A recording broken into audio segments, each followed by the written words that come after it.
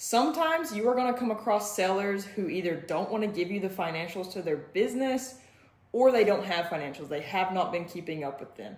So your best bet for trying to figure out what their revenue is through their utility bill. Now, depending on how the utilities are set up in that city, that's going to determine whether this is public information or not.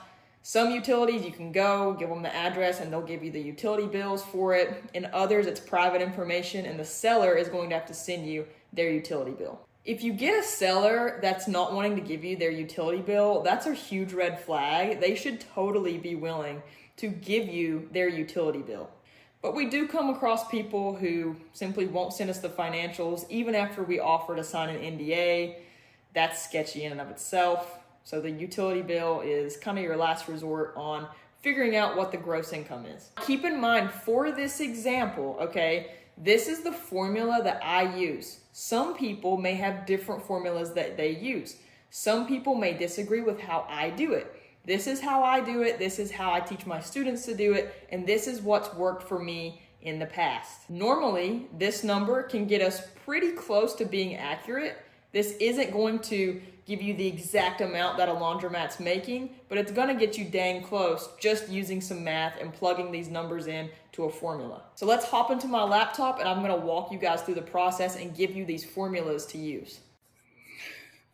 Okay, so we're going to use a water bill to estimate washer loads.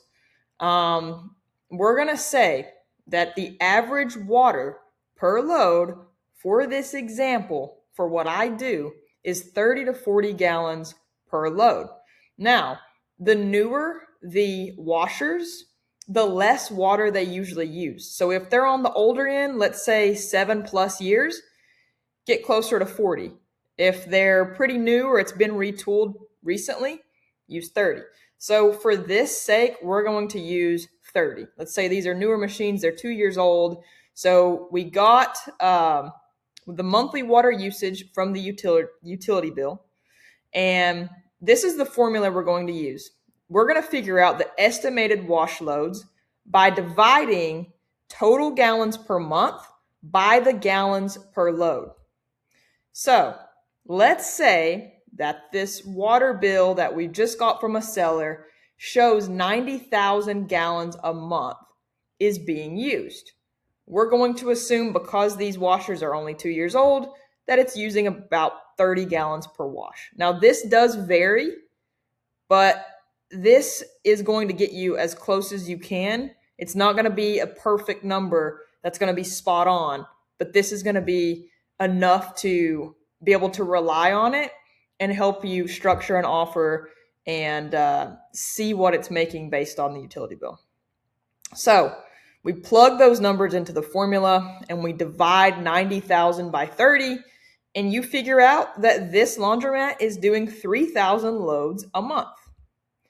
So multiply that by the average wash price. This is going to depend on what they're charging at the laundromat that you're looking at.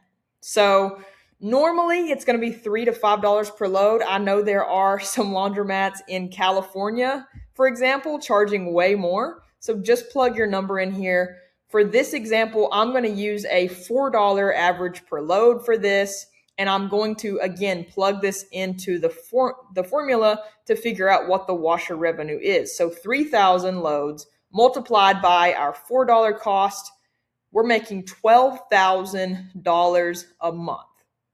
Okay? Now, dryers also play a part in this, right?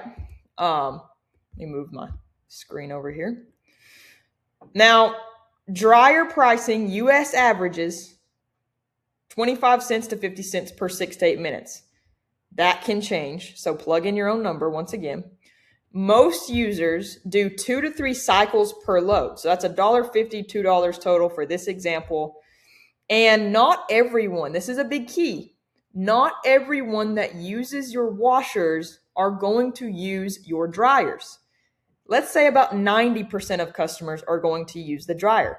Some people are going to take them home, let them dry there so they don't have to pay. Some people are, still have a clothesline in their backyard. So not everyone is going to use the dryers as well. Average spend per dry, $1.75. So how are we going to calculate this? So your dryer loads, we already figured out that we're doing 3,000 loads. So you're going to multiply that times 0.9. We got that from the 90% of people that are going to use the dryer. About 10% are not. That's going to give us 2,700 dryer loads. Okay? So the dryer revenue, we're going to take that number, 2,700, multiply that by $1.75. Your dryers are making you $4,725 a month, roughly. Now, you're going to have other revenue as well, normally from a laundromat. If someone doesn't have detergent vending machines where they're vending dryer sheets and Tide and stuff like that, they're missing money. If they have a snack or a soda machine, they're making money with that. And wash and fold services, that's totally separate. Okay, so you're going to have to get actual financials from that based on how many people and customers they're servicing every month. So that's going to have to be added in separately. This is just what a laundromat itself is doing based on washers and dryers. And then you'll have to add in, what vending and snack and soda machines are doing. That's not going to be thousands upon $1,000 of difference. That's going to be probably the least amount of money is made from your vending machines. So it's just, yes, it's good to have them to make more money, but you're not raking in thousands a month from your vending.